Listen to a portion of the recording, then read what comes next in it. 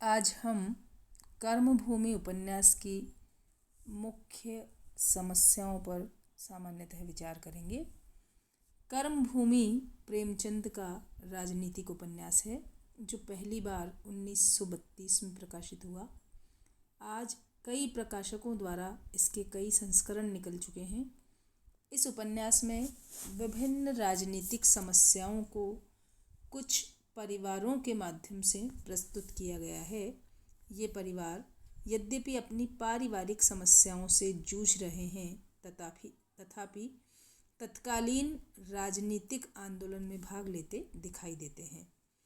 उपन्यास का कथानक काशी और उसके आसपास के गांवों से संबंधित है। आंदोलन दोनों जगह ही होता है और दोनों का उद्देश्य क्रांति है, किंतु यह क्रांति गांधी जी के सत्याग्रह से प्रभावित है। गांधी जी का कहना था कि जेलों को इतना भर देना चाहिए कि उनमें जगह न रहे और इस प्रकार शांति और अहिंसा से अंग्रेज सरकार पराजित हो जाए। इस उपन्यास की मूल समस्या यही है। उपन्यास के सभी पात्र जेलों में ठूंस दिए जाते हैं। इस तरह प्रेमचंद क्रांति के व्यापक पक्ष का चित्रण करते हुए तत्कालीन सभी राजनीतिक एवं सामाजिक समस्याओं को कथानक से जोड़ देते हैं।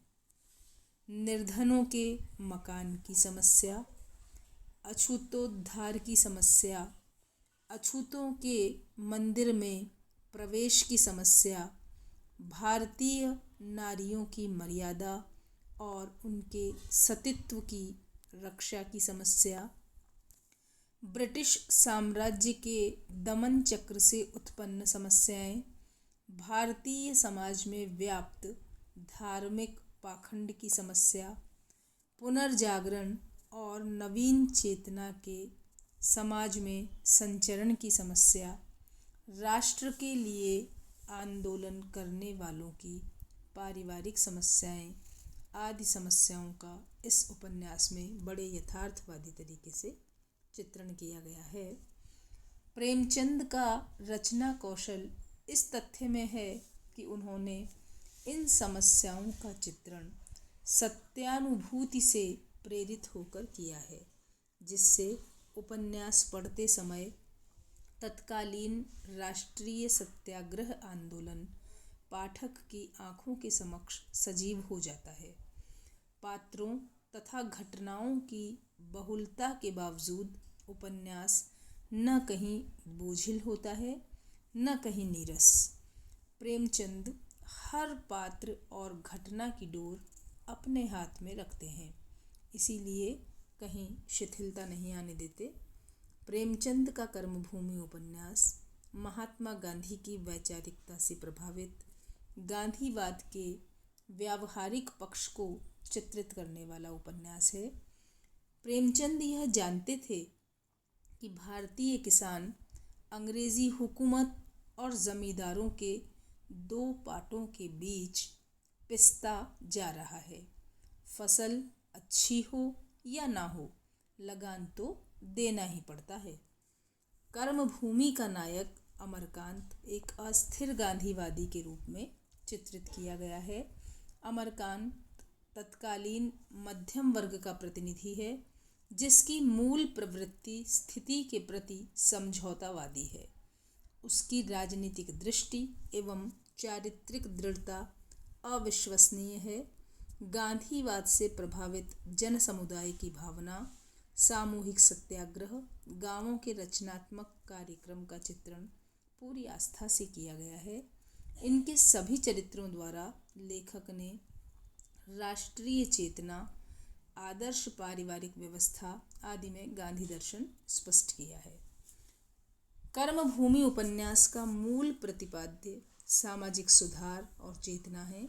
इस उपन्यास में औपनिवेशिक हिंदुस्तान के भीतर महाजनी सभ्यता की समस्या को उठाया गया है। 20वीं शताब्दी के आरंभ से किसान मजदूर दोहरे शोषण के शिकार हो रहे थे। एक तरफ अंग्रेजी हुकूमत और दूसरी तरफ उनकी छत्र छाया में फलने फूलने वाले जमींदार महाजन। दोहरे शोषण के शिकंजे में फंसा किसान श्रमिक वर्ग अपने त्राण के लिए क्या करे। उपन्यास का प्रतिनिधि चरित्र अमरकांत इस अधिकार की लड़ाई में अपने को होम करता है। यद्यपि वह अपने ही विचारों में कई बार उलझ जाता है, जिससे उसके विचार की गति अवरुद्ध होती है। अमरकांत से ज़्यादा सतर्क उसकी पत्नी और दूसरी स्त्री पात्र है। उनके त्याग और दृढ़ निश्चय ने अद्भुत नज़ीर प्रस्तुत की है। इस उपन्यास में भी प्रेमचंद सामाजिक समस्याओं के समाधान के लिए एक उच्च आदर्श प्रस्तुत करते हैं। स्त्री पुरुष प्रेम की मुक्त गांठ खोलते हैं, लेकिन फिर लोक मर्यादा के लिहाज से उस गांठ को बांध लेते हैं। उपन्यास की यात्रा आदर्श की पगडंडी से शुरू होकर आदर्श के ही बृहद पथ पर पहुंच जाती है। अंत में नायक के संघर्ष की जीत होती है और एक शोषण मुक्त समाज व्यवस्था की अवधारणा के साथ उपन्यास की समाप्ति होती है। इस प्रकार आदर्शोन्मुख यथार्थवाद से ओतप्रोत कर्मभूमि उपन्यास प्रेमचंद की एक प्रौढ़ रचना है, जो हर तरह से प्रभावशाली बन पड़ी है।